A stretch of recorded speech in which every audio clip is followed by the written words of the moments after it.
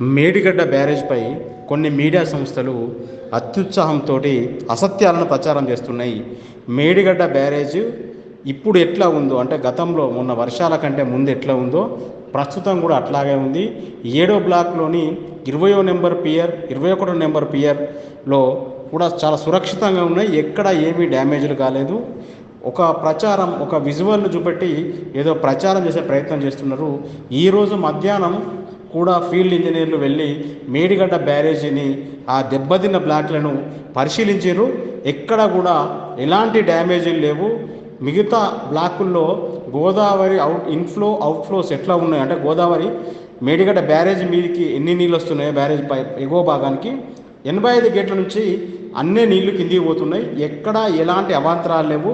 ఎలాంటి ఇబ్బందులు లేకుండా మేడిగడ్డ బ్యారేజ్ నుంచి నీళ్లు దిగువబోతున్నాయి.